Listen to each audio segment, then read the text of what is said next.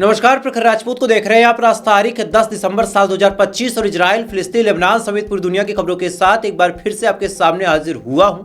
दोस्तों, इस बार cease fire को लेके एक बड़ी अजीबोगरीब रिपोर्ट निकल के सामने आई है और इजराइल ने अपना प्रोपोगेंडा फिर से शुरू कर दिया है और इस प्रोपोगेंडा को आज आपको डिटेल में समझाऊंगा और इस चैनल के माध्यम से इस प्रोपोगेंडा को डिटेल में एक्सपोज करूंगा भी। दरअसल इजराइल की आर्मी में और इजराइल की पुलिस में एक शख्स था जिसका नाम था रैन गिबली।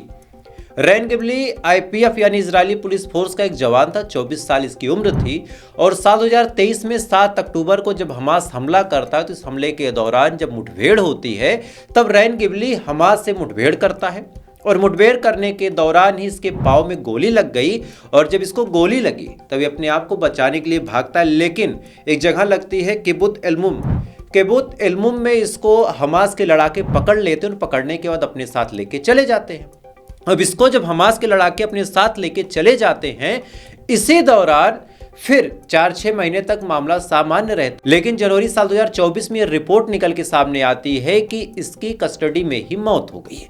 और इसी के बाद से इजराइल लगातार जब हमले कर रहा था तब ये डिमांड हो रही थी कि रैन गिबली की डेड बॉडी को हमास इजराइल के हवाले कर दे और उसके बाद सीज फायर हो जाएगा। अब फाइनली 2-3 फेज में सीज फायर हुआ। हर फेज में अलग अलग बंदूकों का आदान प्रदान भी हुआ। आपको याद होगा 2025 की शुरुआत में भी एक बार सीज फायर हुआ था, उसके बाद इसी 2025 की लास्ट में ये वाला सीज फायर हुआ है।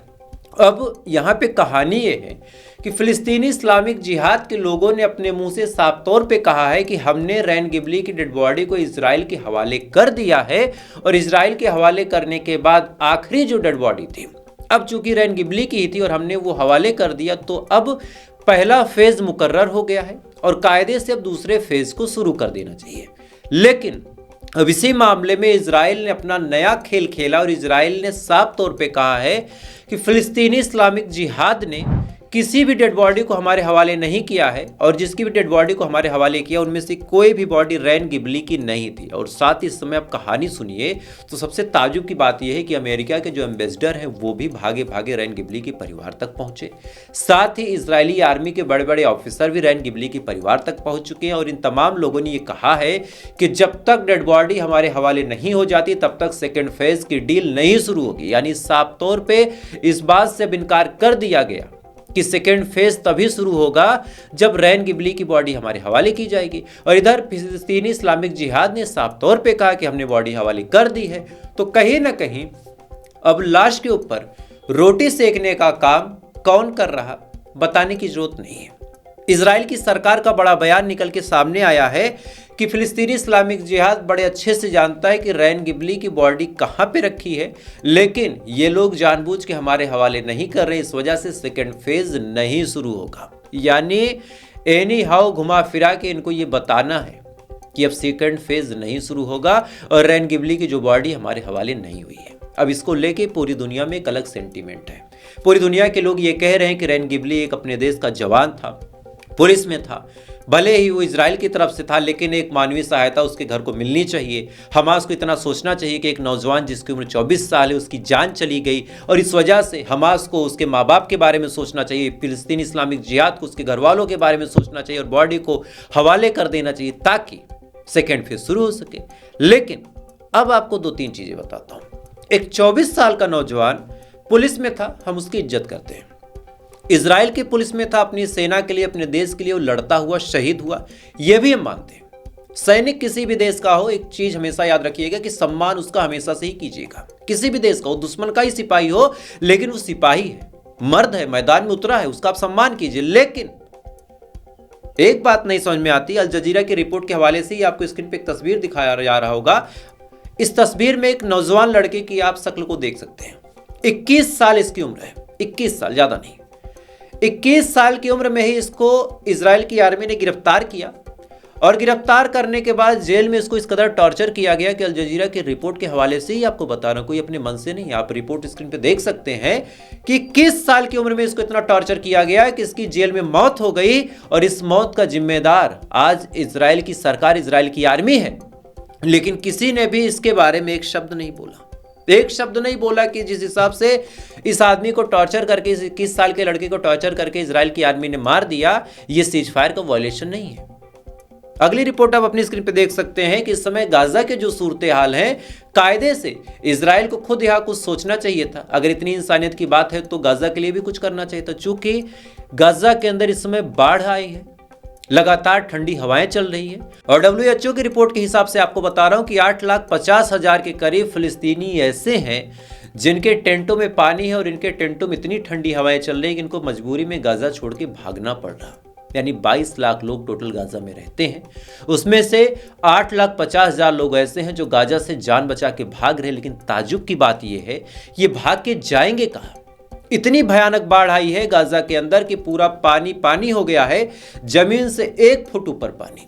और कुदरत का गजब का कारनामा देखिए कि जिस ईरान में पानी की जरूरत है, उस ईरान में पानी का एक कतरा नहीं बरस रहा, और जहां पानी की जरूरत नहीं है उस गाजा में इतनी बाढ़ आई है कि गाजा के लोग ठंड से और उनके अनाज चूंकि सड़ रहे हैं इस वजह से भी अब वो मर जाएंगे।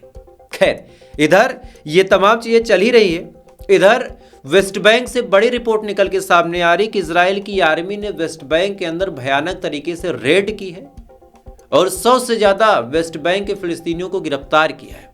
आपको याद होगा 2 दिन पहले मैंने आपको ये खबर भी बताई थी कि नेतन्याहू से जब पूछा गया था कि आपका वेस्ट बैंक को लेके क्या प्लान है, तब नेतन्याहू ने साफ तौर पे कहा था कि अभी हमने कुछ सोचा नहीं है लेकिन हम कब्जा कर लेंगे। यानी अब वेस्ट बैंक के पीछे इजराइल की आर्मी पड़ी और वेस्ट बैंक को लगातार साफ करके अपने में मिलाने की पूरी कोशिश कर रही है। और इधर WHO ने साफ तौर पे ये फरमान जारी कर दिया कि अगर गाजा के अंदर मदद की चीजें नहीं पहुंचेंगी तो गाजा के लोगों की जिंदगी को बचाना अब नामुमकिन हो गया। जितना लड़ा जा सकता था उतना लड़ा WHO ने, लेकिन अब नामुमकिन है। तो एक तरफ तो लोगों का सेंटिमेंट है कि 21 साल 24 साल के उस रैन गिबली के लिए तो है, लेकिन यहाँ जो हजारों जिंदगियां मुसीबत में है, ये हजारों जिंदगियां जो मुसीबत में है, उनके बारे में किसी ने बात नहीं की। इधर इजराइल ने नया कांड गाजा के अंदर कर दिया दोस्तों। दरअसल एक ग्रुप जो एंटी हमास है, जो हमास के खिलाफ लड़ाई लड़ रहा है गाजा के अंदर, उसको पाल पोस के पैसा दे के इस कदर खड़ा किया है कि आज हमास अपने ही लोगों से लड़ रहा है। अब इजराइल से लड़ने की उसको जरूरत नहीं है, हमास अपने ही लोगों से लड़ रहा हो। इसको लेके भी अब गाजा में गृहयुद्ध जैसी स्थिति आ चुकी है।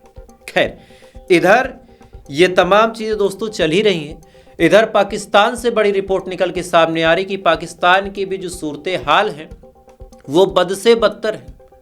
पाकिस्तान अपने आप को संभालने की, अपने आप को बचाने की तमाम कोशिशें कर रहा है, लेकिन अब नहीं हो पा रहा। IMF से उसने 16,000 करोड़ का जब लोन लिया तो इस लोन के बाद तमाम लोग खुश थे, मंद मंद मुस्कुरा रहे थे कि चलो लोन मिल गया। लेकिन सच्चाई आप ये जानिए कि आज पाकिस्तान को तोड़ के 4 प्रांतों में से, पहला प्रांत आपको याद होगा पंजाब है, दूसरा सिंध है, तीसरा खैबर पख्तूनख्वा है और चौथा बलूचिस्तान है। साफ तौर पे अगर आपको बताओ तो इसमें से 2 ही प्रांत ऐसे हैं जो कायदे से पाकिस्तान के कंट्रोल में, उनमें से एक पाकिस्तान और दूसरा खैबर पख्तूनख्वा। बाकी बलूचिस्तान में बलूचों ने कैसा आतंक मचा रखा है आपको पता है।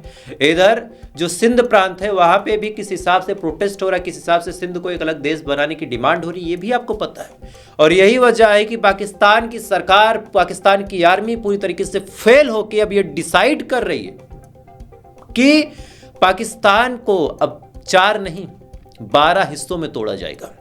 यानी अब 4 राज्य नहीं होंगे, 12 राज्य होंगे और इन 12 राज्यों की अलग अलग मुख्यमंत्री होंगे, अलग अलग गृह मंत्री होंगे, अलग अलग वहां की होम मिनिस्ट्री होगी और तमाम वो चीजें होंगी जो एक भरे पूरे देश में होती है। यानी अब पाकिस्तान के 12 टुकड़े होने वाले और बाकायदा पाकिस्तान के प्राइम मिनिस्टर ने इस बात को साफ तौर पे एक्सेप्ट किया है कि ऐसा कुछ होने वाला है। तो क्या कहा जाए। खैर, इधर ये तमाम चीजें दोस्तों चल ही रही हैं। इधर बड़ी अपडेट निकल के सामने आ रही भारत से भी। भारत में भी गजब गजब की चीजें।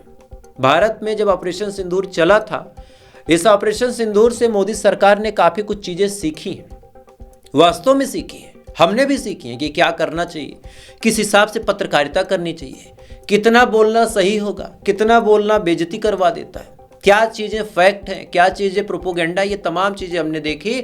और अब भारत की सरकार ने बड़ा फैसला लेते हुए डिसाइड किया है कि भारत की जो राजधानी, जो कैपिटल दिल्ली है, वहां की हिफाजत के लिए वहां पे एक आयरन डोम तैयार किया जाएगा और ये स्वदेशी होगा। इसमें ऐसा नहीं कि कोई और दुनिया का, इजराइल का या फिर रशिया का डिफेंस सिस्टम नहीं, भारत अपना डिफेंस सिस्टम यहाँ पे बनाएगा और बनाने के बाद अपने डिफेंस सिस्टम को यहाँ पे डिप्लॉय करेगा और इससे दिल्ली के ऊपर अगर कोई मिसाइल आती है, अगर कोई हमला होता है, तो ऐसे हाल में उस मिसाइल से, उस ड्रोन से दिल्ली महफूज रहेगी। वो बात अलग की है कि अंदर जो ये बम बांध के फट गए, ये जो गाड़ियों में उड़ गए, ये जो हिंदू मुस्लिम होता है, कितना होता भी आपको वीडियो में दिखाऊंगा, आराम से आप देखिएगा आज की वीडियो। तो इससे हिफाजत हो ना हो, लेकिन अगर बाहर के दुश्मन कुछ करना चाहे तो उनसे हिफाजत करने के लिए दिल्ली में डिफेंस सिस्टम तैयार हो जाएगा और साल 6 महीने में उसकी हिफाजत भी करने लगेगा। तो दिल्ली अब महफूज हो सकती है। खैर, इधर ये तमाम चीज़ दोस्तों चल ही रही, इधर बड़ी अपडेट निकल के सामने आ रही रशिया के हवाले से। रशिया के अंदर इस समय अजीबोगरीब चीज़ देखने को मिली। भले ही हमारे देश की मीडिया ने इस चीज़ को नहीं दिखाया, भले ही इस बारे में हमारे देश में ज़्यादातर लोग नहीं जानते, लेकिन आज गजब की खबर लाए हूँ, पूरा डिटेल में सुनिएगा। रशिया के अंदर भारत के बड़े बड़े डिफेंस कंपनियों के जो एक्सपर्ट हैं वो मीटिंग कर रहे हैं रशिया के अंदर। मीटिंग का मुद्दा ये नहीं होगा कि भारत रशिया को कौन सा हथियार देगा, मीटिंग का मुद्दा ये भी नहीं होगा कि भारत रशिया के साथ कौन से हथियार को खरीदेगा या फिर क्या कुछ होगा। असली मुद्दा ये होगा कि अब रशिया के साथ भारत कौन से हथियार बनाएगा। और ताजुब की बात यह है कि ज्यादातर जो कंपनियां गई वो प्राइवेट है, उनमें से सबसे बड़ी जो कंपनी गई वो अडानी की गई है। यानी अब अडानी भाई साहब रशिया के साथ मिलके हथियार भी बनाएंगे और ये हथियार बड़े आधुनिक होंगे। और इन आधुनिक हथियारों का रिजल्ट ये होगा कि भारत हथियार बना के बेचेगा। वो बात अलग की है कि भारत नहीं, अडानी साहब बेचेंगे, लेकिन चलो इतनी गलीमत है कि भारत का नाम हो, भारत का रुतबा तो रहेगा। एक और हमारे लिए एडवांटेज ये होगा कि अगर अडानी बनाएंगे तो कम से कम इतनी चीज तो हो जाएगी कि जब हम हथियार चाहेंगे टाइम पे हमें मिल तो जाएगा। अमेरिका की तरह डिलीवरी लेट तो नहीं होगी, रशिया की तरह मन मुताबिक प्राइस तो नहीं होगा, कम से कम हमारे देश में बनेगा तो कंट्रोल हमारा होगा। खैर, तो रशिया के अंदर भयानक तरीके से साजिश चल रही है, भारत इस साजिश में शामिल है। हालांकि अडानी से जब इसके बारे में पूछा गया तो अडानी ने कहा कि नहीं हम नहीं गए थे, लेकिन द राइटर्स की रिपोर्ट के हवाले से आपको यह खबर बता रहा हूं, अडानी के ग्रुप के तमाम जो डिफेंस एक्सपर्ट है रशिया के अंदर देखे गए हैं और ये खबर आज पूरी दुनिया में चल रही है। पश्चिम के देश नाराज है, लेकिन उससे हमें कोई घंटा फर्क नहीं पड़ता। खैर, इधर हम इतनी बड़ी बड़ी तरक्की की बातें कर रहे हैं, सारी चीजें बड़ी अच्छी है, लेकिन हमारे देश में क्या चल रहा है वो आप जान लो। राजस्थान के एक मस्जिद में आई लव मोहम्मद वाला पोस्टर लग गया। पहले तो मुझे बड़ा ताजुब होता है कि यार धार्मिक मामलों में भी अब लोग कंपटीशन करने लगे हैं, एक ने लगाया तो मैं क्यों ना लगाऊं। नमाज दिल में होती है, इस्लाम की तो एक खासियत है कि इबादत में जो बोला जाता है वो सामने वाला भी नहीं सुनता, तो आपको लिखने पढ़ने की ज्यादा जरूरत क्या है। जानते हो जिससे देश का माहौल खराब होगा उस काम को क्यों करना। देखिए, रहना इसी देश में दोनों को है, तो लड़ने झगड़ने से क्या फायदा होगा। खैर, अभी आप पूरी खबर सुनिए। आई लव मोहम्मद के जैसे ही नारे लगे, सामने बजरंग दल ने अपना पोस्टर चिपका दिया मस्जिद के सामने। पोस्टर चिपकाने के बाद उस पर बाकायदा लफ्जियात और तमाम नौटंकियों वाली चीज लिख दी। आप उसका वीडियो पहले स्क्रीन पे देख लें।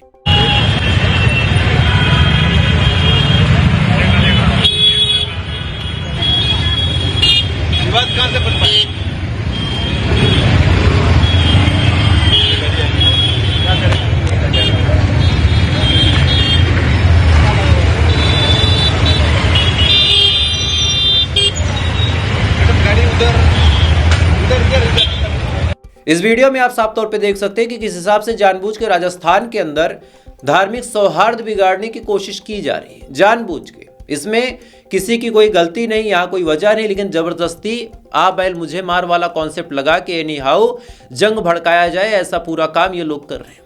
इधर ये तमाम चीजें दोस्तों चल ही रही है। इधर अब आप सुनिए, एक वीडियो सोशल मीडिया पे वायरल हो रहा। हालांकि प्रखर राजपूत चैनल इस वीडियो की पुष्टि नहीं करता, लेकिन उस वीडियो के हवाले से आपको बता रहा हूँ, वीडियो आप स्क्रीन पे देखेंगे अभी। इस वीडियो में एक शख्स जामा मस्जिद के अंदर घुस के बाकायदा मस्जिद को भी गालियां दे रहा, मुसलमानों को भी गालियां दे रहा। उस वीडियो को आप देखें। ये तेरी मस्जिद ही अंदर वाली, ये तेरी मस्जिद है अंदर, आजा बेटा आजा, जाओ मस्जिद के अंदर घुस जाओ। और तुम बोल आजा, चुप के बेटा ले यार, लड़ाई करनी ना, आजा। ये ले तेरी मस्जिद है ना, जाओ मस्जिद है ना, आजा। अरे डरता हो क्या बे, कलेजा लेके बैठा हो यार, ले दिखा बाहर से मिले। तेरी मस्जिद है, हिंदू दिले लग जाए, देख लो। मस्जिद के अंदर घुसा हूं मैं। बाय चक्के कटी तुम्हारे सब बकरी वालों, ये ना ले, ये तेरी मस्जिद, ये तेरी मस्जिद। इस वीडियो में आप साफ तौर पे देख सकते हैं कि किस हिसाब से मंदिर और मस्जिद के नाम पे आज भी साल 2025 में कुछ नफरती चिंटू आज भी लगे हैं साल 2025 में। और इनकी जड़ें जब आप खोदेंगे तो कहां से निकलेगी आपको पता होगा, बताने की जरूरत नहीं है।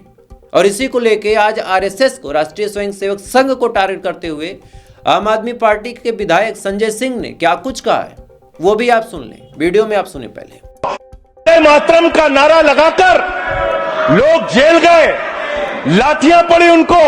मैं आपके माध्यम से इस सरकार से पूछना चाहता हूं, आरएसएस के 4 लोगों का नाम बताओ जो वंदे मातरम नारा लगा के जेल गए, उनका नाम बताओ आप।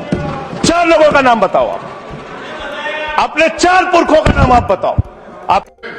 आपने 52 साल तक हिंदुस्तान का तिरंगा झंडा आरएसएस के मुख्यालय पे नहीं फहराया सर, नहीं फहराया। और 3 लोगों ने आरएसएस के मुख्यालय पर जब ये झंडा फहराया, उन तीनों के नाम मैं पढ़ रहा हूं, विजय, उन्मत, दिलीप, इन तीनों लोगों के खिलाफ आरएसएस ने एफआईआर दर्ज कराई। किस अपराध में? कि हमारे दफ्तर में तिरंगा क्यों फहरा दिया। और कितने साल तक मुकदमा लड़े? 13 साल तक मुकदमा लड़े। यह है आपकी असलियत। आप तिरंगे का विरोध करते हैं। इस वीडियो में आप साफ तौर पे सुन सकते हैं कि किस हिसाब से संजय सिंह ने सबको बेइज्जत कर दिया, सबको टारगेट किया, सबको जलील किया, भले ही कोई इज्जतदार हो ना हो। कायदे से अगर कोई इज्जतदार होता तो समझ जाता कि संजय सिंह ने क्या बोला और किस हिसाब से बातों की गंभीरता होनी चाहिए। खैर, बेशर्मों का अपना कोई इतिहास नहीं होता, ये हमेशा खामोश हो जाते हैं। तो फिलहाल अभी के लिए बस इतना ही। बाकी इन खबरों के बारे में आपकी क्या राय कमेंट कीजिएगा। आपको अगर मुझसे खबरें सुननी पसंद हो, मेरे बताने का तरीका, मेरे अंदर निष्पक्षता, ये तमाम चीज़ अगर आपको देखती हो तो ज़्यादा कुछ मत कीजिए, बस वीडियो को लाइक करके, चैनल को सब्सक्राइब करके बेल आइकन जरूर दबा लीजिएगा। और इस वीडियो को 4-6 लोगों से शेयर जरूर कर दीजिएगा, ताकि 4-6-10 लोग और भी जान सके कि हाँ, भारत में 2-4-10 लोग तो ऐसे हैं जो सही तरीके से काम करते हैं, निष्पक्ष पत्रकारिता करते हैं। खैर, तो फिलहाल थोड़ी देर बाद फिर आपसे मुलाकात होगी ऐसी किसी खबर के साथ। तब तक आप अच्छे रहें, खुश रहें, अपना ख्याल रखें, अपने देश का ख्याल रखें। ऊपर वाला आपकी बात करें।